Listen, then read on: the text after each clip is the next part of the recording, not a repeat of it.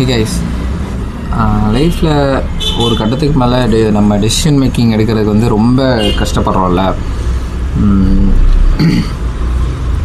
ஒரு 25 ஏஜுக்கு அப்புறம் நம்ம தான் நிறைய விஷயம் ஒரு பெரிய பெரிய விஷயத்துக்கான டெசிஷன் எடுக்கணுன்ற வரும்போது அதுக்கு நிறைய பேர் ஸ்ட்ரகிள் ஆகுறாங்க, இன்க்ளூடிங் மீ. சின்ன சின்ன டெசிஷன் தான் சொல்கிறேன்.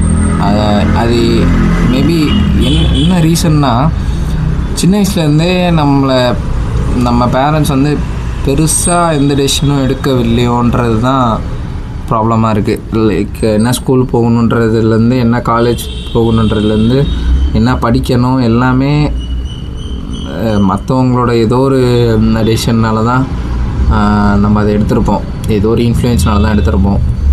ஸோ இதனாலேயே ஒரு கட்டத்தில் எதுவுமே இல்லைன்னு வரும்போது நீ எல்லா டெசிஷனும் நீ தான் எடுக்கணும்னு டக்குன்னு தள்ளும் போது அந்த இடத்துல எல்லாருமே ஸ்ட்ரகிள் ஆகணும்னு தோணுது.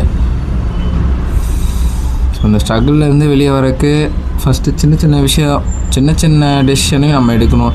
லைக் என்ன சாப்பிட்ணும், எங்கே போகணும், யார் கூட பழகணும், இந்த மாதிரி சின்ன சின்ன விஷயத்தையும் நம்ம வந்து டெசிஷன் எடுக்கணும்னு நினைக்கிறேன். இந்த மாதிரி சின்ன சின்ன விஷயத்துக்கு நம்ம சேஞ்ச் பண்ண ஸ்டார்ட் பண்ணாலே மேபி அது பழக ஃப்யூச்சரில் ஒரு பெரிய டெசிஷன் எடுக்கும் போதும் அது ஈஸியாக எடுக்கலாம்னு நினைக்கிறேன். So yeah, learn to